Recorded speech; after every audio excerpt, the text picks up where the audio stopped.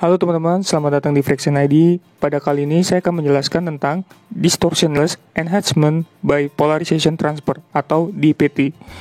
Atau bahasa Indonesianya itu adalah peningkatan distorsi dari transfer polarisasi.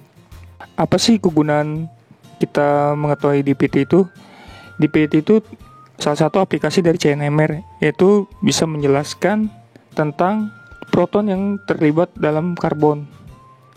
Nah, nanti biasanya di soal-soal teori bisa dilampirkan data-data DPT-nya kalau misalnya data CNMR itu muncul hanya proton singlet atau proton C decouple hidrogen ya teman-teman. Seperti ini contohnya. Di contoh ini terdapat DPT 135 dan DPT 90. Nanti setelah menonton video ini teman-teman bisa tahu apa sih arti dari DPT 135 dan 90, kenapa sih harus ada dan prinsipnya. Di video ini juga saya akan membahas teknik DPT, prinsip DPT spektroskopi, dan interpretasi spektrum DPT. Teknik DPT. Dalam spektrometer RMI modern atau resonansi magnetik inti, pengambilan spektrum CRMI adalah suatu hal yang rutin, walaupun pada dasarnya spektrum CRMI ini lebih sukar didapat daripada spektrum HRMI. HRMI ini artinya hidrogen resonansi magnetik inti. Hal ini disebabkan oleh dua kemungkinan. Pertama itu jumlah karbon 13 yang isotopnya 13 yang terdapat di alam ini sedikit atau sekitar 1% dari isotop hidrogen 1. Sehingga hanya sedikit inti aktif RMI per mol dari suatu senyawa yang bisa menyerap energi. Kedua, intensitas sinyal per inti pada karbon 13 lebih kecil dari hidrogen 1. Dengan jumlah yang sama, intensitas sinyal C13 kira-kira 1/4 kali dari hidrogen 1. Dari dua fakta yang tadi teman-teman kita bisa tahu sinyal hidrogen 1 itu 400 kali lebih besar daripada isotop C13. Konsekuensinya, spektroskopi RMI harus menemukan jalan untuk meningkatkan intensitas sinyal karbon. Dari beberapa metode yang telah ada, ditemukan suatu metode yang melibatkan suatu fenomena yang dikenal dengan polarization transfer. Pada topik ini akan dibicarakan salah satu metode transfer terpolarisasi, yaitu Distortionless Enhancement by Polarization Transfer atau DPT. Prinsip DPT spektroskopi. Kata polarization digunakan untuk mendeskripsikan perbedaan populasi berbagai kondisi spin yang dihasilkan ketika suatu sampel dimasukkan ke dalam medan magnet eksternal. Tidak adanya momen magnetik menyebabkan tiap inti berorientasi secara acak. B0 ini adalah kekuatan medan magnet luar yang diberikan, dan keseluruhan inti memiliki energi yang sama. Pemberian medan magnetik eksternal yang kuat akan menyebabkan inti menjadi searah atau berlawanan arah dengan arah medan magnet luar. Perubahan dari keadaan acak menjadi keadaan yang teratur ini disebut dengan polarization atau terpolarisasi. Diagram berikut menunjukkan polarisasi inti C13 dan hidrogen 1 dalam kloroform atau CHCl3. Keadaan spin yang bisa diberi label 1 sampai 4 dihasilkan oleh spin-spin couplings atom C dan H. Titik-titik menggambarkan perbedaan populasi beberapa status spin. Perbedaan populasi keadaan 1 dan 2 adalah 4 unit, sama dengan keadaan 3 dan 4. Dengan titik yang sama, perbedaan antara populasi keadaan 2 dan 4 adalah 16 unit, di mana hal ini sama dengan perbedaan antara 1 dan 3. Transisi yang berhubungan dengan inti C13 diberi ini teman-teman, tanda ini, sementara inti hidrogen 1 ditunjukkan dengan warna ini teman-teman. Diagram yang terdapat di bawah menggambarkan spektrum DPT spektroskopi. Untuk diketahui bahwa sinyal hidrogen 1 adalah kira-kira 4 kali lebih besar dari sinyal C13.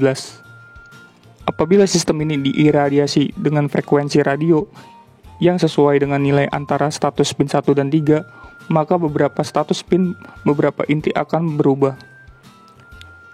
Status spin yang dihasilkan ketika populasi status 1 dan 3 menjadi sama.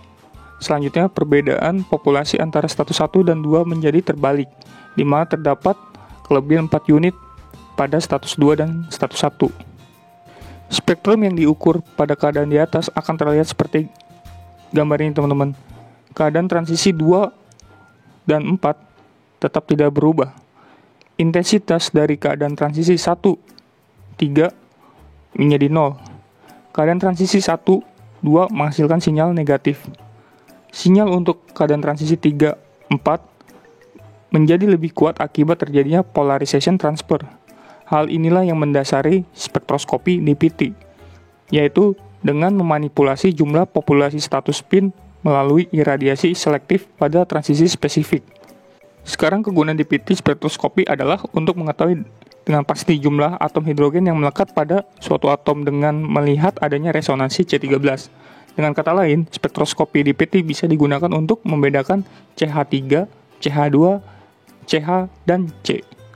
Untuk itu perlu dilakukan 3 kali pengukuran, yaitu spektrum decoupling normal, yang semuanya terbaca teman-teman, CH3, CH2, CH, dan C, lalu spektrum DPT 90, dan spektrum DPT 135. Angka 90 dan 135 mengindikasikan perbedaan lama waktu iradiasinya. Jadi, bisa diulang lagi teman-teman, jadi angka 90 dan 135 itu adalah lamanya dari waktu iradiasi ini. Saya memberikan catatan bahwa karbon yang tidak memiliki hidrogen tidak muncul pada spektrum DPT. Karbon metin atau CH muncul sebagai sinyal positif pada spektrum DPT 90 dan DPT 135.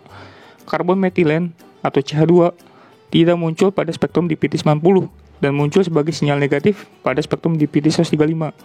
Karbon metil atau CH3 tidak muncul pada spektrum DPT 90 dan muncul sebagai sinyal positif pada spektrum DPT 135.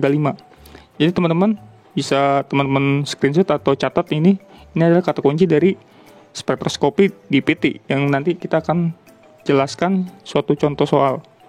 Di sini terdapat suatu contoh senyawa ya teman-teman. Di sini ada gugus alkunanya. Di sini terdapat CH3 di kiri atas bawah. Lalu terdapat CH2, lalu CH3 di kanan.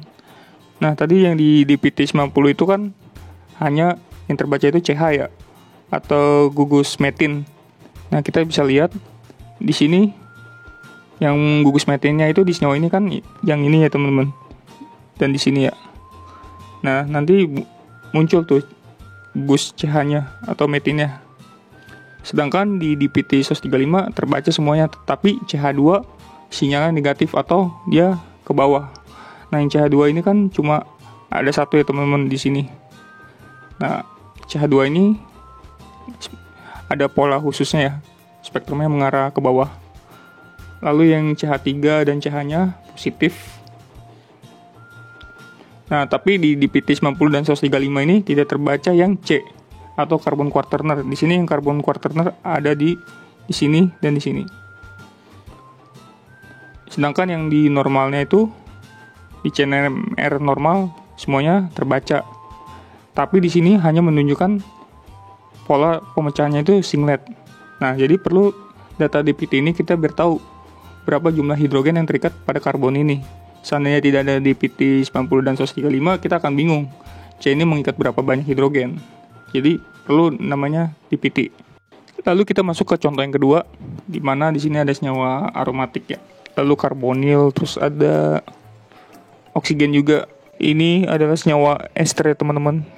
Di sini ada spektroskopi DPT 135, DPT 90, dan ada DPT 45 juga teman-teman. Dan ada yang CNMR yang normal ya. Di DPT 135 kita bisa belajar dari sebelumnya, muncul semuanya spektrum kecuali CH2 yang munculnya negatif. Di sini yang CH2 cuma ada satu. Yang ini teman-teman, CH2. Lalu yang DPT 90 itu hanya terbaca CH. Sedangkan di DPT 45 terbaca juga. Tapi bedanya itu terdapat di CH2. Di 135 tadi kan muncul ke bawah ya spektrumnya yang CH2. Kalau di DPT 45 itu CH2-nya positif atau mengarah ke atas. Berbeda dengan 135 yang CH2-nya ke bawah. Tapi persamaan dari DPT ini adalah tidak terbacanya karbon quaterner. Nah, nanti di CNMR yang normal ini semua terbaca. Bisa dilihat teman-teman yang di C13 karbonil itu baru muncul waktu di CNMR yang normal ini. dia muncul, sedangkan di DPT tidak muncul. Nah, sekian dari video dari saya teman-teman. Apabila teman-teman masih ada ingin pertanyaan dari spektroskopi DPT ini, teman-teman silakan kirim pertanyaan di kolom komentar. Atau teman-teman ada saran buat video apa yang selanjutnya, teman-teman juga bisa tulis di kolom komentar.